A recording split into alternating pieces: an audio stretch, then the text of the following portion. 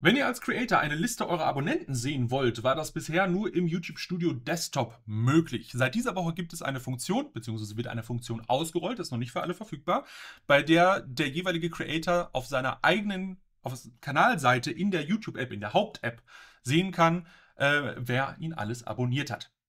Dazu müssen mindestens 4 Abonnenten vorhanden sein und diese 4 Abonnenten müssen ihre Privatsphäre-Einstellungen so gestellt haben, dass ihre Abos auch öffentlich gezeigt werden.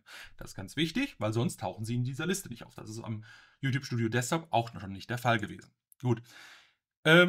Wichtig, ihr könnt nur eure eigene Liste einsehen, ihr könnt nicht die Liste von anderen Creatoren einsehen. Das ist, glaube ich, auch klar, weil war ja im Studio Desktop auch so. Ne? Gut, dann bleiben wir aber bei Mobile, denn da gibt es im YouTube Studio Mobile jetzt ein kleines Update und zwar geht es um Analytics und den Header. Also das, was ganz oben steht, sozusagen. Dort soll eine Unterscheidung gemacht werden, beziehungsweise eine deutlichere Unterscheidung gemacht werden zwischen Kanalanalysen und Videoanalysen, indem man das Vorschaubild einfach mit da oben reinklatscht. Das ist eine ganz nette Geschichte. Finde ich, eigentlich sollte man sich nicht so sehr verlaufen und statt Kanalanalysen Videoanalysen anschauen oder umgekehrt. Und normalerweise sollte man sich auch darüber im Klaren sein, was ist, weil das ja in der Regel deutliche Differenzen in den Aufrufzahlen und generell Zahlen sind. Ne? Prinzipiell bin ich aber dafür, Transparenz ist immer gut und eine einfachere Bedienung gegebenenfalls, wenn man halt sehen kann, wo man sich gerade befindet, ist, denke ich mal, auch sinnvoll. Gut, kommen wir zu YouTube Live. Ne? Die Take-a-Break-Funktion ist jetzt vollständig ausgerollt. Kurze Erinnerung, ihr könnt über YouTube eine Stream-Pause euch anzeigen lassen. Diese kann entweder 1, 3 oder 5 Minuten dauern. Und dort wird dann entweder ein YouTube-seitiger Countdown angezeigt oder ein von euch vorher festgelegtes Video.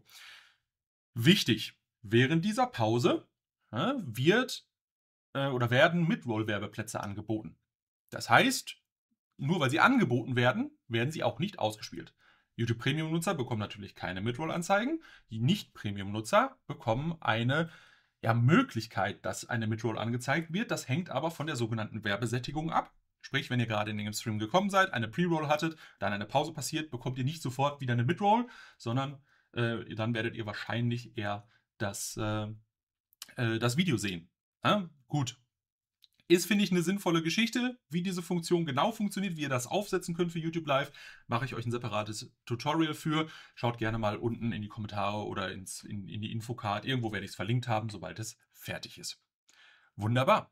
Dann, zum 31. März ändern sich die Definitionen für Shorts-Aufrufe. Das, was bisher als Shorts-Aufruf gilt, gilt in der Zukunft als Engaged View. Und dann wird es eine neue Definition von Shorts-Aufrufen geben, die, ja, ich sag mal, Dinge doppelt zählen. Wie zum Beispiel, wenn ich einen Shorts durchlaufen lasse. Ja, also ich bin eingeschlafen und der Shorts spielt immer weiter, immer weiter, immer weiter und jedes Mal würde halt ein View draufzählen. Und jetzt seht ihr schon das Problem, das wird eine sehr, sehr große Zahl werden. Warum macht man das? Weil sich Creator anscheinend beschwert haben, dass sie auf anderen Plattformen ja viel, viel mehr Aufrufe haben. Woran liegt das? Das liegt an der Definition eines Aufrufes auf den anderen Plattformen. Und jetzt sagt man, okay, wenn die Creator halt große Zahlen mögen, dann rechnen wir das halt nicht mehr raus und zeigen halt nach außen hin diese größere Zahl da, die aber effektiv ja weniger wert ist.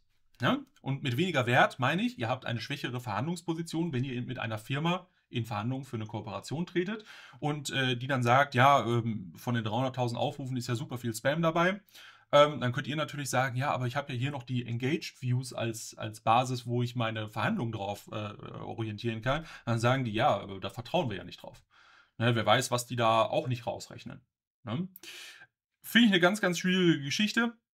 Wichtig an dieser Stelle nochmal, die Partneranforderungen dafür sind nicht betroffen. Das heißt, die Partneranforderungen werden auch weiterhin auf den Engaged Views basieren und auch die Auszahlung vom YouTube Ads Topf, beziehungsweise vom Shorts Ads Topf. Ne? Das kommt ja alles in einem Topf, wird prozentual verteilt.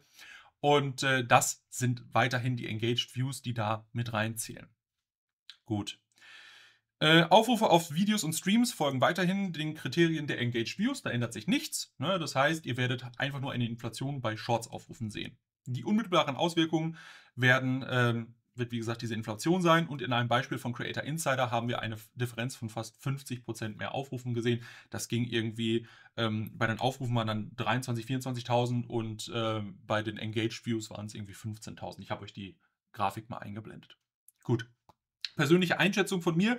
Größere Aufrufzahlen stellen für mich eine Entwertung der Shorts-Aufrufe dar und es wird definitiv zu Kommunikationsproblemen kommen, wenn es um die Anforderungen zum YouTube-Partnerprogramm geht. Ja, diese Probleme sehen wir jetzt schon, wenn es um die Wiedergabezeit von Shorts geht, die ja auch nicht zu den Longform-Wiedergabezeiten zählt. Und jetzt hat man halt eine viel größere YouTube-Shorts- Aufrufzahl, aber nur die Engaged Views zählen und das ist dann halt genau das gleiche in grün. Verschiebt meiner Meinung nach auch einfach nur unnötig das Problem von A nach B und ich habe halt das Gefühl, dass Creator dadurch in einer schlechteren Verhandlungsposition mit Firmen stehen. Ja, ihr könnt mir gerne mal euren Senf dazu in die Kommentare schreiben, ob ihr das jetzt gut findet, dass auf einmal mehr Aufrufe da sind oder halt nicht. Lasst uns gerne drüber quatschen. Gut. Und zum krönenden Abschluss kriegen wir noch einen kleinen Aufreger. Ne?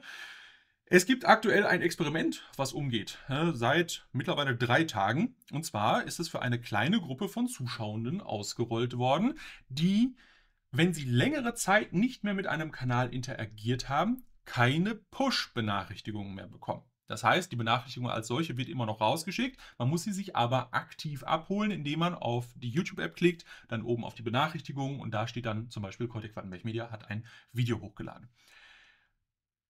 So, wenn ihr mit den Push-Benachrichtigungen aber interagiert und zum Beispiel sagt, okay, Kotek Wattenberg Media hat ein Video hochgeladen, ich möchte mir das später anschauen, dann merkt sich YouTube das und schickt euch natürlich auch weiterhin Push-Benachrichtigungen. Wichtige Geschichte. Gut. Wenn ein Kanal sehr, sehr wenig hochlädt, kriegt man auf jeden Fall eine Push-Benachrichtigung, sofern man die Push-Benachrichtigung aktiviert hat und wird halt nicht rausgefiltert.